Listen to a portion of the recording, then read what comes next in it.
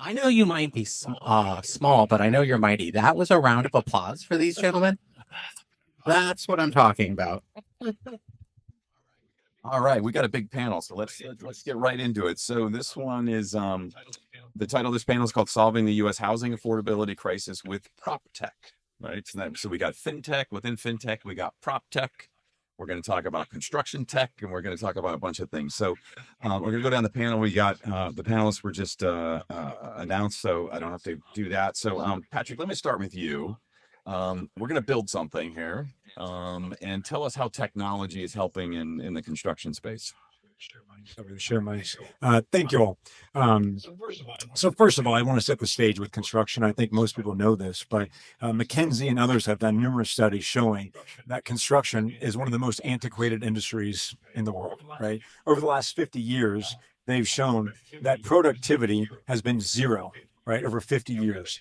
Every other industry is up 2x, 5x, 10x. Construction has remained flat.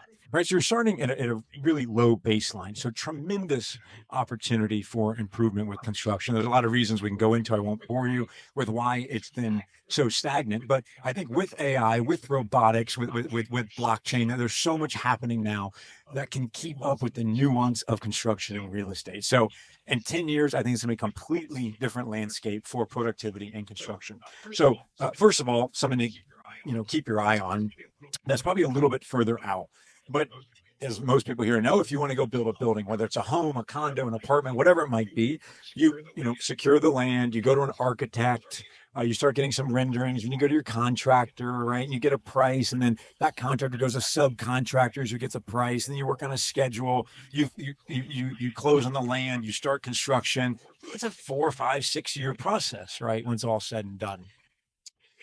But with AI, you're going to see automated planning and design very soon, where instead of waiting 6 months or a year to get a set of plans from your architect and design team, they're going to be using AI to automate that design. And you're starting to see this happen with facades and architectural layouts.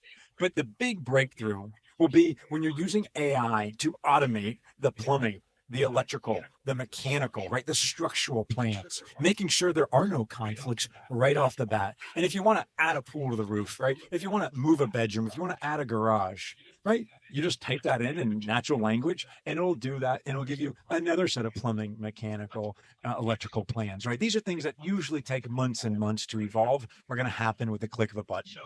So that's probably a little bit further out, but the technology exists today to do that. So then moving on past that planning phase is the estimating phase, where right now it's a very manual process, right? Where humans are literally looking at either paper plans or a set of plans, PDF on their screen, and they're manually determining how much carpet there is, how much drywall, how much paint, counting toilets, right? Weeks and weeks of process, right, of time. Now that's going to be automated with a click of a button. We actually have a company called Toggle AI. I don't mean to pitch it, but just so you know, that is actually taking 2 to 3 weeks of work and compressing it down to mere seconds, doing that estimation and bidding process. So that's already here, right? That's already happening, right? The next piece that usually happens in construction is the scheduling and logistics. Again, very mundane. You've got a whole series of different groups involved in this. Takes months. It's often inaccurate, right? Fun jokes about construction always being delayed in our budget. Well, it comes down to this part right here. If you could theoretically look at the history of every job ever built, use AI to help predict the next job you're building, you're going to have a lot more information to predict that actual timeline, right? If a human can remember millions of jobs, right? But AI can, and then it can take into account a dynamic scheduling process. So that's going to be a huge improvement. Next up I'll mention is compliance, right? So you do all that work, you spend a year, whatever, your design team, you get a set of plans like, and then you go to your municipal government. On average, it's 9 to 12 months to get a set of plans approved. And heck, this goes 2 years. Go figure. So how can AI affect that? Well, if you think of compliance, it's basically math and ratio. Right? In this convention center we're in, there's a certain amount of exits. Those exit signs right there are there for a reason. The amount of fire and sprinklers is all based on the capacity of this room. It's a simple ratio. And believe it or not, those ratios are about 95% the same across the country and even the developed world.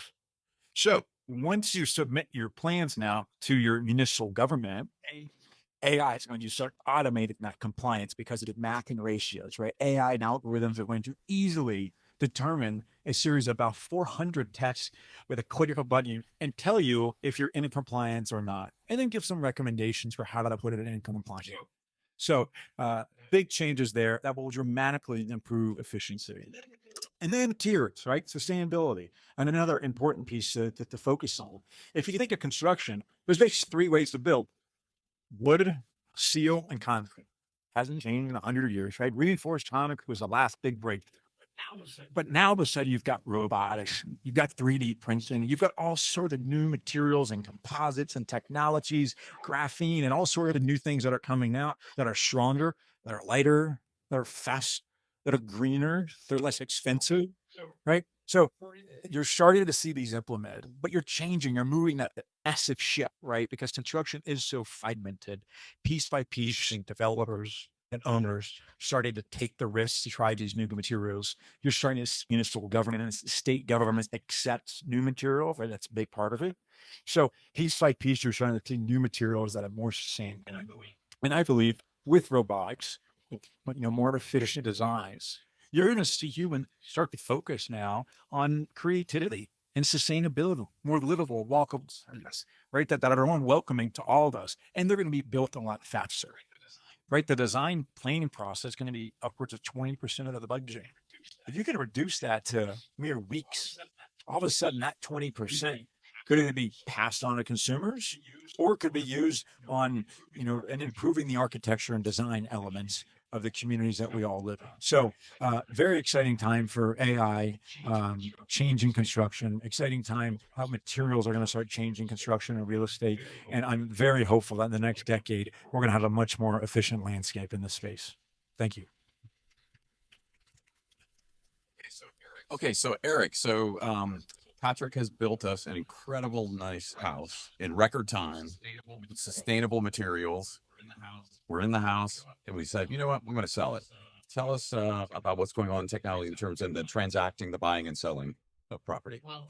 Well, unsurprisingly, the same tenet will apply. AI is going to hyper accelerate the amount of human capital that's required to settle a traditional real estate transaction. So, at Propy, as an example, the transaction platform that we've developed currently in its iteration that's deployed to customers is taking 40% of the time, the actual human touch points out of that workflow. Once we fully automate the system, I believe there's a point that we will get to the high 90s. But even with the next set of standards that we're looking at introducing into the AI model, we think it'll get to high 70s, possibly 80%. And so that alone will be a paradigm shift because that human capital requires them to get paid. And so we're already seeing the opportunity to have increased, transactions in a record amount of time. But more importantly, we believe that ultimately the recording and the escrow process can be, where we're going, it could theoretically be just point and clicks, simple, like 2-3 clicks, you could do it. We're nowhere remotely there. Patrick's vision of the world, that is a fundamentally broken system. And you didn't even bring up all of the touch points as far as like each set of those plans has to have someone who's licensed look at it. So that's going to be massively disruptive. Where we'll get with blockchain driven and AI driven proof of ownership and deeds on blockchain, that will be a longer lead time, but I fundamentally believe that we will get there because it is a better mousetrap. I've said this several times, but it's just so perplexing to me. There are over 3,000 municipalities in the United States that govern title and escrow. There is no standard for the information that is captured by each municipality. So just that alone would give a better framework for us to actually be able to say, this is my thing, this I own. Right now, it's archaic. It just simply, there's got to be a better way. And that's why I believe in what Propy's building. But I believe that construction and prop tech will be massively disruptive because I said this stat earlier. There is no county in America currently that someone earning the minimum wage can afford the rent on a two-bedroom apartment. That is reprehensible for the wealthiest country in the world. And so we need to address this issue. And I firmly believe PropTech will lead the charge in that. 3D printing is a great example of that, modular housing. But we're going to be able to tackle this issue. We just need a coalition of the willing to get involved. And at some level, there's a public private collaboration opportunity there as well, because I think a lot of these communities are seeing the crisis unfold in real time. And Miami is a great example of it. Home prices and rental prices have exploded here. Thanks, Eric. So now we've decided we want to sell the house that Patrick has built us, and the buyer needs financing. So I want to go to Dan and then Joseph in terms of tell us what you guys are doing in the financing space. Yeah, thanks. So at Fly Homes, we our core offering is we allow a buyer who needs to sell a home to be able to buy a home first before selling, which is 60% of home buyers have a home to sell, and the vast majority need to put that as a contingency in their offer. And they come to Fly Homes. What we do is we can provide them bridge financing, either on the buy side or the sell side, in order to buy the property first, take their time to sell their departing residence. And over the last 8 years that we've been doing this, we have gone through several iterations of how to do this more and more efficiently. So the very beginning, we started out buying the property on their behalf and then reselling it to them, which was super inefficient. We had transfer taxes, we had multiple settlement fees, and et cetera. So how we've evolved is we now offer two types of bridge loans that are traditional mortgage, TRID approved mortgage loans, and we follow all of the state regulations, federal regulations, et cetera. We're licensed in 25 plus states, and we offer this exclusively today through a network of third-party originators through a traditional broker wholesale model. And that we have found has been a really efficient model to drive what we think is pretty forward-thinking innovation through the kind of templated model that we have today with state regulation, how capital markets are come about, and the secondary market works and things like that. And by following TRID and following state regulations and doing this quote unquote the right way, even though it's a less than 12-month bridge loan and we don't necessarily have to do those things, we found it attracts capital on the secondary market. It lowers the cost of capital. It allows us to do this way cheaper than anybody else. And we also have found a phenomenal implementation of the product for first-time home buyers, those that are going up against multiple offers on entry-level housing, which is still the case in most areas of the country, where they can turn their offer into a cash offer. We'll go in and offer them our bridge loan on the buy side, 95% LTV, allow them to refi that out after they move into the home into a traditional conventional mortgage or an FHA loan or something. And what that has done, even though there's a small transaction fee, they're typically able to offer much less than they would have needed to otherwise in order to win that offer. Or if they're the only offer, they can go in and bid below listing. And that's saved them quite a bit of money in the long run, 3 to 5% on average. And it's really opened things up for them, and especially with the NAR settlement, where many of them may end up having to pay their own agent, which is super prohibitive, right?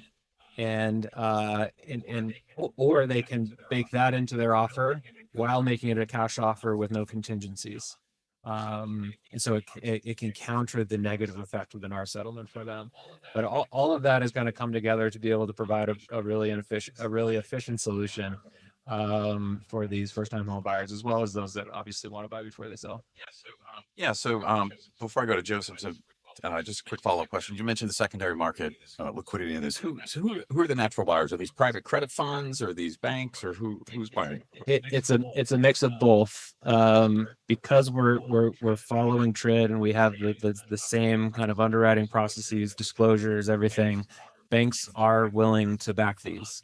Now there's short-term bridge loans, and so typically it's in a pool or a forward flow agreement where we're kind of repopulating or refilling that pool as loans pay off.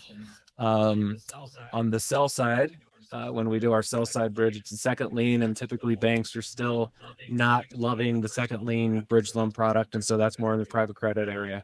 But there's still a fair amount of demand there, and what we've been able to show is a track record or data tape that shows, hey, the risk parameters on these are no different. In fact, they're actually a little bit better than what Fannie and Freddie are backing today. Great. All right. So Joseph, tell us what Milo's doing in this space. Yeah, thank you. Thank you for having me here. So I run Milo. It's a company I started 5 years ago with the intent of being able to help people to access mortgages. People that I viewed as very qualified, but for a number of reasons couldn't actually get a mortgage. And we built the first crypto mortgage offering a couple of years ago, and really that was to help people that had amassed Bitcoin over the last, call it 7 to 10 years. And interestingly enough, you would say someone that has a lot of Bitcoin, they should be able to get a mortgage. And what we found is that it was very, very difficult, given some of the legacy archaic stuff around Fannie Freddie and the GSEs, where essentially that didn't count. So if you think about someone's got $2-3 million of Bitcoin, they've done a great job, they've weathered the ups and downs of the market, and then now they're ready to buy a home, move on to the next phase of their life, and they find out that someone's telling them that they have to sell it. They've got to put it in a bank. You can't tell the bank you've had it. You've got to keep it there for 3 or 4 months before. And, that creates consequences for you. That'll create a taxable event for many people, 30% taxable event. You still generally believe Bitcoin is going to be significantly higher. I think most of us in this room strongly believe that. So now you're having to make a very difficult choice. Do I buy a home, or do I keep my Bitcoin? And what we saw is that many of these individuals that have amassed Bitcoin, they want to have both. And we decided to create that product to be able to assist with that. And what that's done for many of our clients now that we've got over 2.5 years of sort of track record around that, and collected thousands of payments and lent out tens of millions of dollars, is that it's a fantastic product for them. Primarily because they didn't have to pay taxes up front, they were able to defer it. The value of their home has gone up. We financed 100% of the transaction, so it's the only product where you're financing 100%. Outside of back in the 2007, 2008 days, right? With a lot of these mortgages that were 100, 105%. So it's the only product out there that you finance 100% of the transaction. And with that, they've been able to keep the upside of their Bitcoin. So I'll share a story with all of you. We had a client that bought a $600,000 home. It was one of the first transactions we did.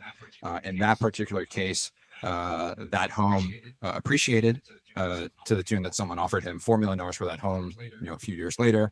And but his Bitcoin went up as well, and now his Bitcoin's worth 3 times as much, but we financed 100% of that transaction.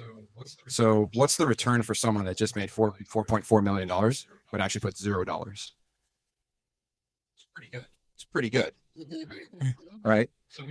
So when you think about that, right, I think that these are some of the things where you think about, how do you solve affordability for some individuals? In this case, we wanted to solve it for individuals that have weathered the ups and downs of the crypto market, but at the same time help them move into the next phase of their life, extending credit to these individuals. And I think that we have seen that there's so much more that we can do in this space.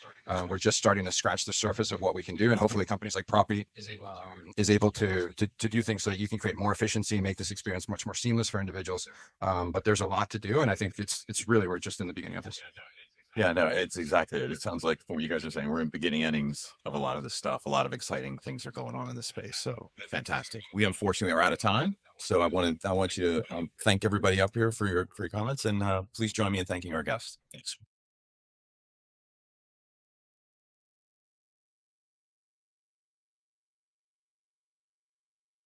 So, Techniseringen wurden das manche Absauerstrom nicht orientiert interessiert. It is babies.